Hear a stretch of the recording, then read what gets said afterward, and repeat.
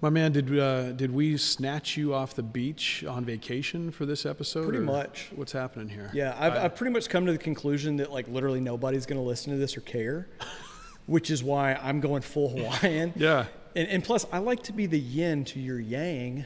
I see. And like you're just Jamie, who is known for being in shirt and tie. Well, the memo I got was, hey, you missed the tie last week, so you need to put that back on. And here you are, fresh from vacation. In all seriousness, do you sleep in a tie? I do. Okay. Yeah, for sure. So in my defense, like this is an actual Hawaiian shirt, meaning I got it from Hawaii. Okay. So it's defensible, right? I own 0 of those. 0? Does that shock you? No.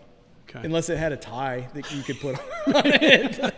I'm sure that there is a Hawaiian shirt tie set. I'm going to get you one. Yeah, if anybody's listening / watching to this in Hawaii, there is a long sleeve Hawaiian shirt from Hawaii with a tie, let me know. It's got to be long sleeve though to cover up all your tattoos that's that you're just covered in head to toe. Right. From neck down to ankles, just completely covered in tats. Yeah. So we should probably get started. Yeah, what are we talking about here today? I think we're going to talk about live cameras and why they're important. You want to do that? Yeah, why not? I mean, here we are. I mean, we got you from vacation. Your time is valuable. Well, I'm actually going right back. As soon as this is over, I'm out here. I'm going to the beach. Yeah, good. That's good. So live cameras. Yeah. Let's talk about them. How do they fit in? What is their pros? What is their cons? Why does society fear them? Like, let's talk about all the things. Yeah. Well, where do you want to start? Let's start with Big Brother. I mean, that guy. Why not? Yeah. Let's do it. Go right to the elephant in the room. Yeah, it's interesting to me that live camera is more Big Brother-y feared stereotypically than LPR? Than a stationary camera, right? It kind of goes back to something I said before when it comes to just data in Big Brother, which is, technically speaking, law enforcement has been able to be quote unquote Big Brother for many decades, right? You just hope you hire the right ethical people, have the policies in place, have the oversight to ensure it doesn't happen. So I want to get that out there, though, because society, until they know to look for cameras, they don't realize how many are actually out there. Oh, yeah. So, just driving over here, we probably passed, 100 cameras? There were a lot of cameras, We didn't see them, but they're there. And so if you were to imagine that, both of us we're private citizens right now, and we're not in government work, and you drive down the street, you don't think, let me look for cameras because I'm worried about being tracked. Right. Most normal people don't. Non-criminal folks don't. But once you know that they're there, it's like everything else in life, you probably start seeing them a lot, and you think, my God, my city has a lot of cameras. Yeah. Right?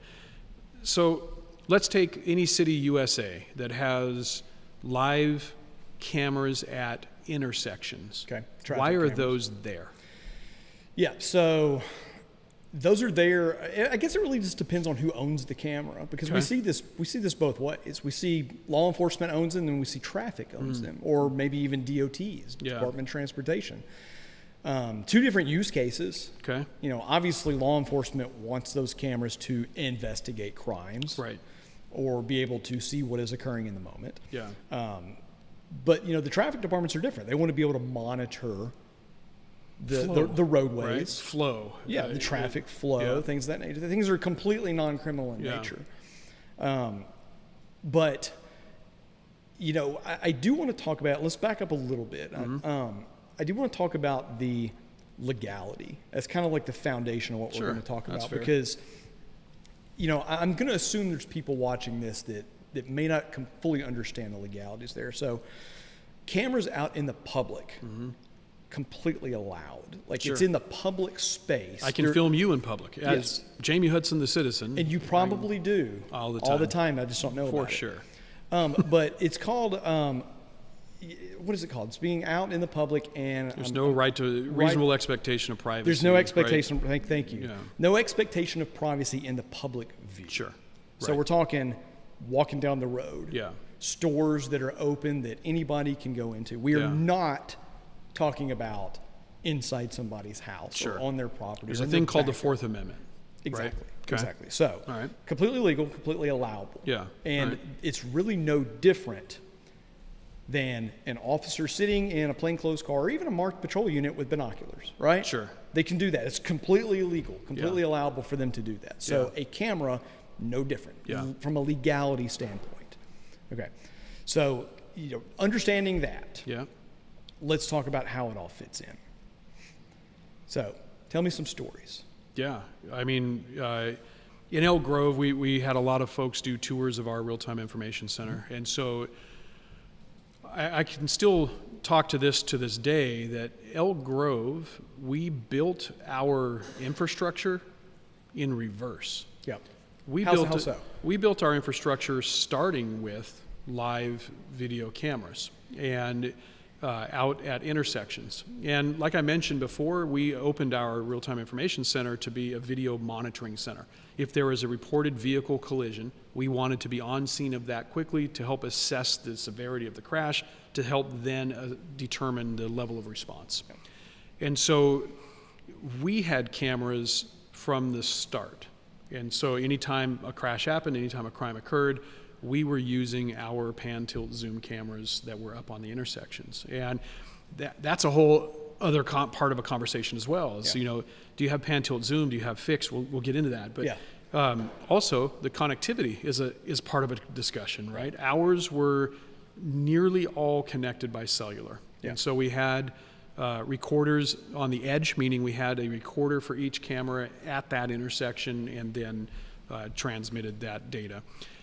Some are connected by fiber, et cetera. And so for us, our wins on cameras actually came before our wins on LPR because we didn't have a lot of LPR out there in the wild doing anything. So what we did was we learned to use those cameras for everything we could, right? So if a crime occurred and it was 2 blocks down, we would try to zoom 2 blocks down to see if we can help out on that call. So we leveraged those cameras, and the police department owned those cameras. We maintained those cameras. Great IT staff at Elk Grove PD. And so by doing that, we shared the cameras with traffic management, right? So they still got that usefulness that you talked about, traffic flow, traffic volume. So that was how we used them initially, and super valuable. Not the cheapest things. Right? Yeah. They're not the least expensive item you could have, right? And they require constant maintenance. Yep. Yeah. And constant upkeep. That's right. There's retention schedules that fit, data, right? VM. There's a lot of things that go along with it. Yeah, pretty tricky. But I'll admit, when I was the manager of the real-time center, I didn't care about all that. Yeah. I cared how much does it cost and do I need more, right? And so that was, it is a tricky thing though. There's a lot to it. So we kind of started in a similar spot. I mean, we didn't initially have cameras in the crime center at first. This is something that we just phased in over time. So we had a foundation in, going back to the previous episodes, with just analyzing calls for service, even without technology, no license plate readers, no cameras. But what we found was when we started introducing live cameras into that environment that we were already accustomed to, then it really just became an extension of helping the officers. But what we found out very, very quickly was the live cameras especially gave the RTCC operator, the real-time analyst, the ability to now be directly in the action. Yep. It created them as a unit. Yes. Right? Yes. So ALPR is a tool. Live camera allowed that operator to become, for lack of a better term, a policing unit, a resource. A virtual officer, if you will. Yeah. So it actually changed the dynamic pretty severely in the crime center. And I told them, like, when we first started rolling it out, I said, look, our job is about to change. Yeah. And they didn't really understand at the time. They're like, okay, whatever. But when we started putting it in and we started watching them, because we started at our highest crime locations, because we had a lot of spots. And this is probably going to be unique to cities with, probably more significant crime problems than most of our listeners have. Right. But we had a lot of what we call open air drug markets, for example. So we strategically put cameras at 4, 5, or 6 of these. So right out of the gate, I mean, literally the first week, we're just watching drug dealers, and we're calling in airstrikes. Very, very proactive, and we were thrust into that world of live cameras. And it was obviously extraordinarily successful. I mean, we actually shut down some markets because we hit them so hard, and they got to the point where they expected it because they knew we were watching. Yeah, and so easy to see the value criminally, right? To help solve crime.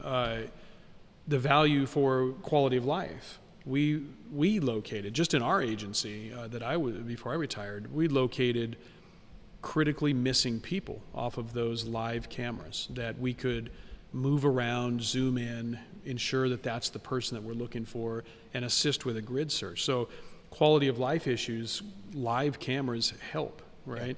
There's a lot of things that you can do with live cameras that limit the police interaction with the community if needed, right? And so, now we also were asked, are PTZs better than fixed cameras? Yeah, let's talk about that, because that's something I want to cover, because I think that's a question that a lot of people PTZ have. pan tilt zoom. Pan tilt zoom, which is the cameras that you can remotely move around. As opposed to, I'm looking at one spot. Right. As opposed to even one that looks 360 degrees. So let's start on it. Talk to me.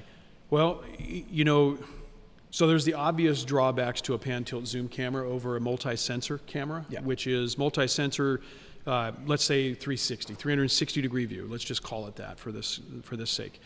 Pan tilt zoom and a single directional camera only have a limited field of view, right? And so, if the easiest way for me to talk to an agency representative about this is to ask them, do you envision a live operator working this camera, right? Meaning, will you have a person that works this camera? That answer almost always dictates where you should start, in my opinion, right? If the answer is, well, no, we need cameras so that we can retroactively go back so it's more investigative, then a fixed camera makes all the sense in the world, because it's going to capture more of the intersection, right? If the answer is yes, you're going to have live people monitor those, then the ability to pan around, to tilt up and down, to zoom in and out at will is way more efficient and better than a single directional camera if you have a live person. What do you think about that? Do you disagree? Or? No. So we almost exclusively had PTZ cameras, but for that purpose, because we were very, very proactive, and that's just kind of how we started. So we had success very early on with being able to move the cameras, manipulate them, and then get involved in the action and give the officers information. But I mean, I've obviously got an unlimited supply of stories, just like you do, but I can remember one. So, I mean, take ALPR out of the equation altogether. Obviously, when you pair those two up together, that's just next level layered technology. But it's like fishing with a net. Yeah, exactly. Or dynamite. You got a lure and a net. Like dynamite. But I remember this incident where it was like in the middle of the night, and one of my officers was watching a camera at a convenience store that was traditionally high crime, and they saw a guy walking in the parking lot, and he started shooting. Obviously we didn't hear it; we just see muzzle flashes and things of that nature.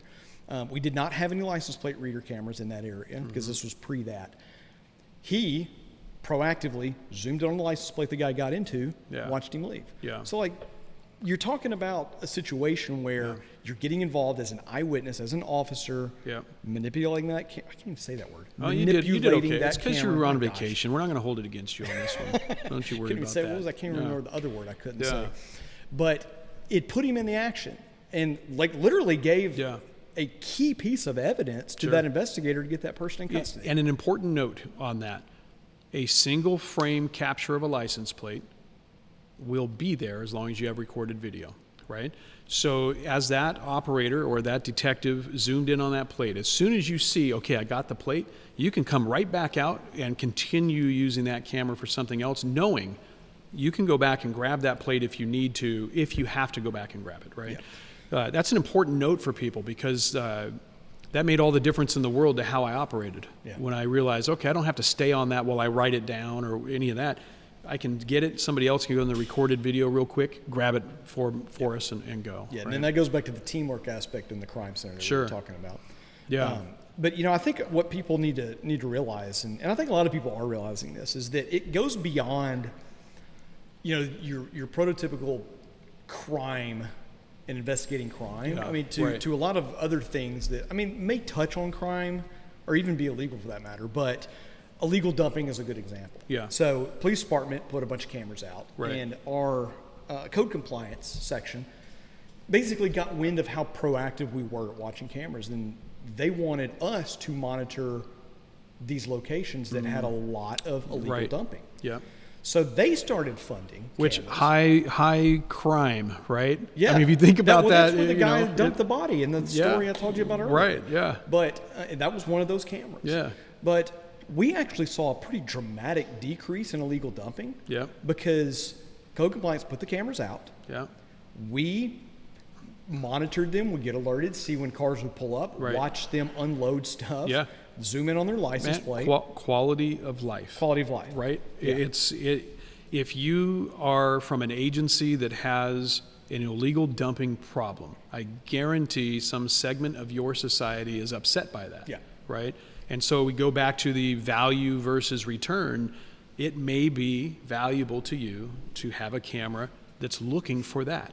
And that's counterintuitive to what normal law enforcement thought is, right? If I want a camera, I want it over here catching this, not the illegal dumpers, but quality of life. It's huge. Well, especially if somebody else is funding it for all the police leaders who are listening to this.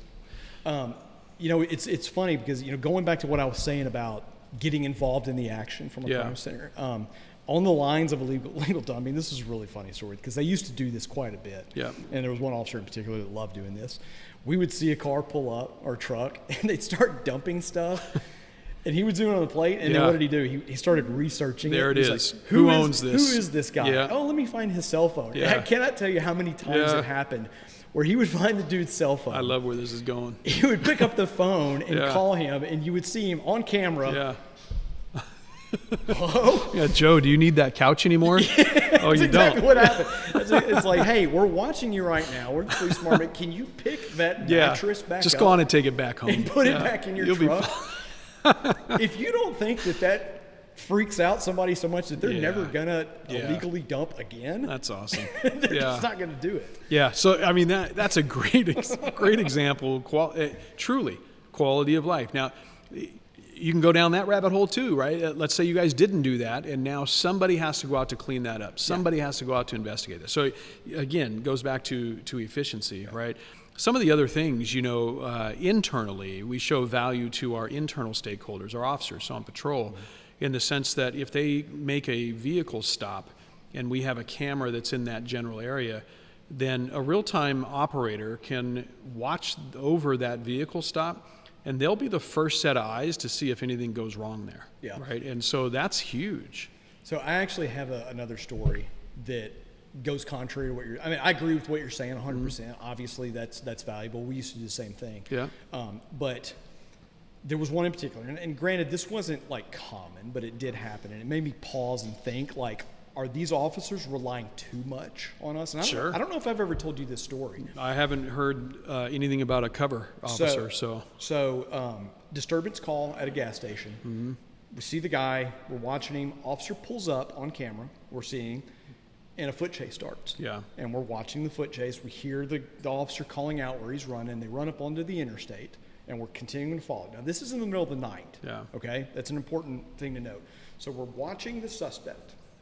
And he's running, and he stops. Officer's probably, 30 yards behind him. He stops, reaches into his pocket, turns around, punches out, just like this. Yeah. And what does the officer do? He calls us on the radio and says, Crime Center, what does he have in his hand? Oh. Yeah. So. See, I couldn't answer when you said, what does the officer do? Not to take the gravity away from this moment, but I've never been an officer, so my initial thought was he soils himself. Maybe. That's what I would do. Maybe. Yeah, clearly. Perhaps. But no, that's concerning, right? Yeah. So all we could see was a silver object that had a light on it. Yeah. But based on the totality of those circumstances, foot chase, he's in a shooting stance. Right. Item in his hand.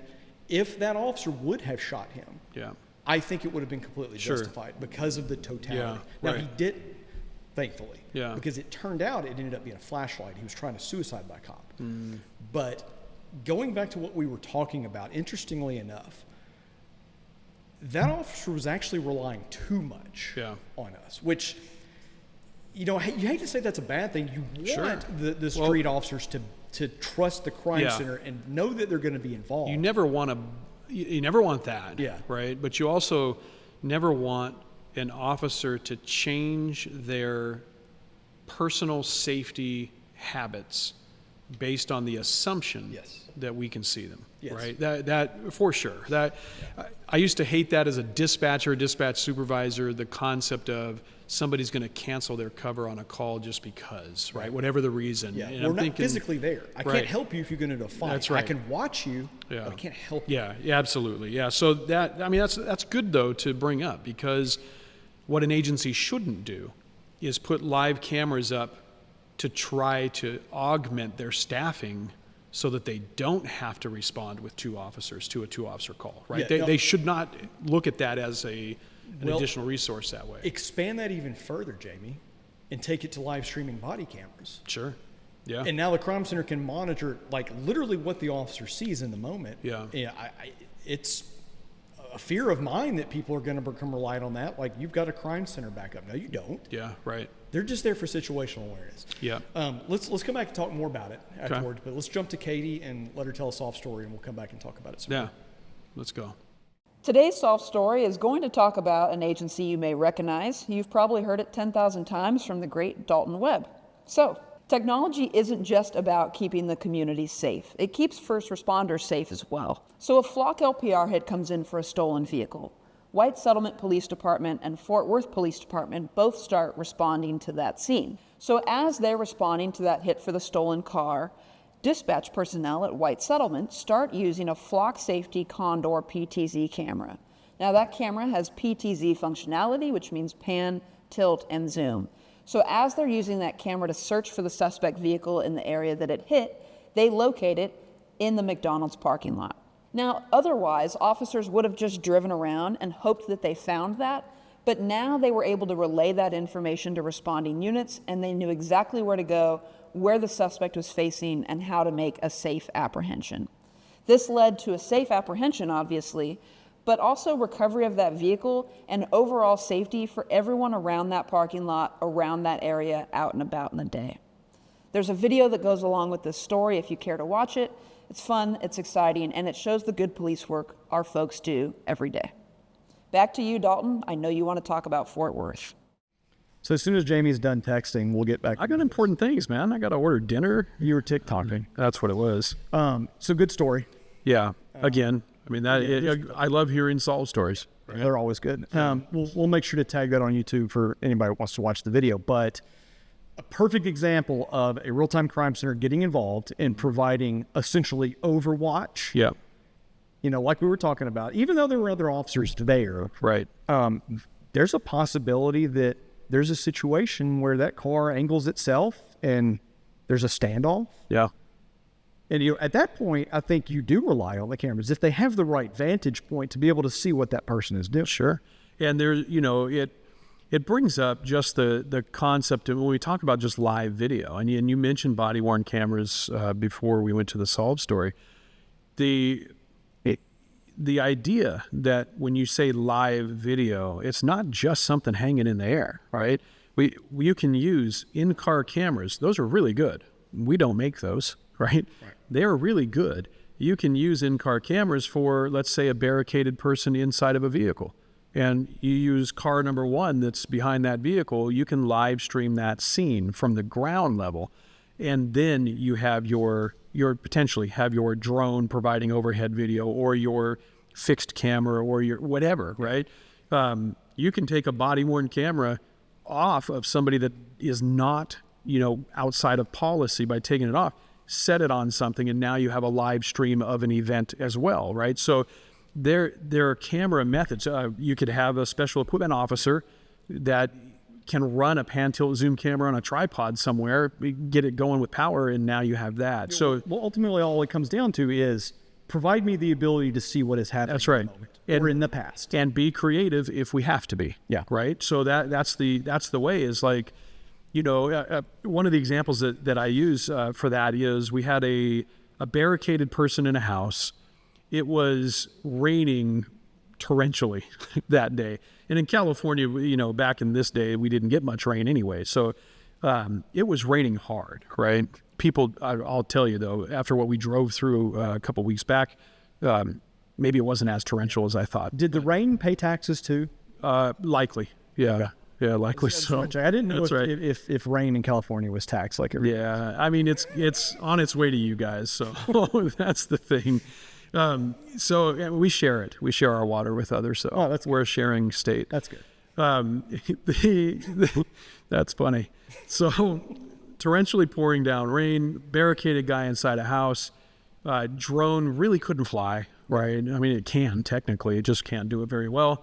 And so we used a body-worn camera to put it right on the Bearcat, right on the hood of the Bearcat, and got a stream there until we had a pan-tilt zoom on a tripod that could be delivered to do the same thing. So to the listeners and the agencies out there, don't be afraid to be creative in the moment. Just make sure everybody stays within policy, right? You don't want to take a body-worn camera off of somebody that is now going to be part of your stack to make entry into that house, right? So you mentioned drones, and I know we're going to talk about drones in a later episode, but I want to bring this up because I think, with the proliferation... You can do it. There it is. There it is. It's vacation. Proliferation. There it is. Somebody teach me how to say that word, please. So anyway, with those DFR programs, drone as a first responder, becoming more prevalent. Yeah. Right? They're appearing in more and more. And eventually, I think you and I agree, they're going to be everywhere. Yeah. The question is asked, why do I need live cameras everywhere if I've got a drone? Yeah. I want to point this out because the drone isn't always there. That's right. It's really only responding in real time to provide situational awareness or proactive ability. Yeah. But it cannot go back in time.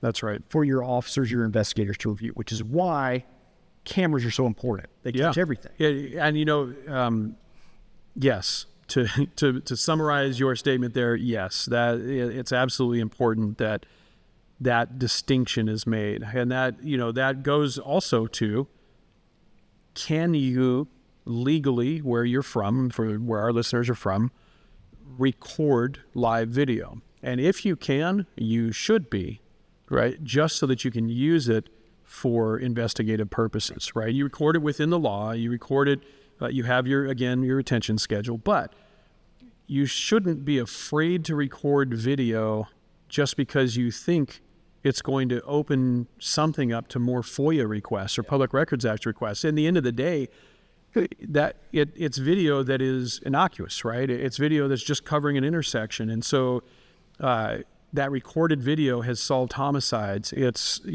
helped everything. Can I just say it baffles me why I don't want to get more FOIA requests. It's like the number one reason why they don't want to record. I'm like, come on, man.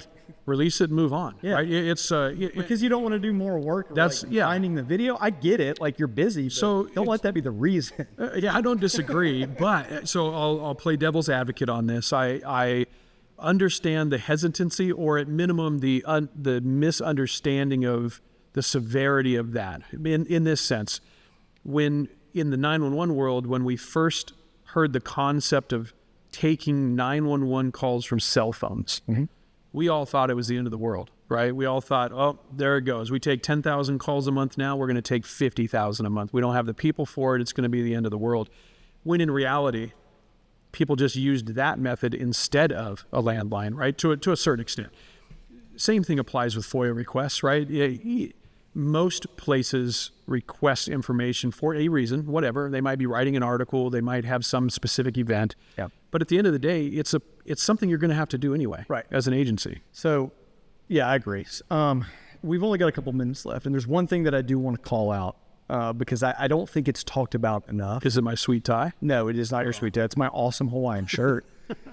And that is the mental aspect of the real-time operator being involved in cameras. Like, two angles on this. Go ahead with yours. Yeah. So I think it's not studied enough. It's not looked at enough. Okay. The effect that a real-time crime center operator can have from a mental standpoint of watching a person get shot and killed live on camera and not do anything about it. Yeah. Right. We're talking, these things are going to happen, and they have happened. Sure. We have literally watched, I don't know how many people get shot and killed in a crime center. And I admittedly did not think about it. Yeah. Because everybody in my crime center was a sworn officer. And if we're in the business already, we don't necessarily pay attention to that aspect until we have to. Yes. That's law enforcement. That's probably society in general. Law enforcement's what I knew. But yeah, you know, that element. You know, if your agency does psychological evaluations as part of a background check or hiring process for your sworn officers or for your dispatchers, you should probably consider adding that to your staff that are going to see live video inside of a real-time center. Or even have something put in place, a policy such as a debrief, if you see something particularly heinous. Have them included in a wellness program, department wellness program. That absolutely needs to be done. I don't see enough of it. There are some people talking about this in the space, and it needs to be talked about. Yeah. The second angle on that is those operators feel as though they are absolutely part of the solution of that particular event. And so if you get the right people in that space to work those calls, they could not be more excited to help with that live video mitigate that call for service. Yeah. It's just amazing. Well, this one was good, man. We brought you from vacation, clearly. Yeah, I'm going to go back to my margarita. Yeah, and we'll see everybody next time. Yeah, I'll see you, buddy. See you, man.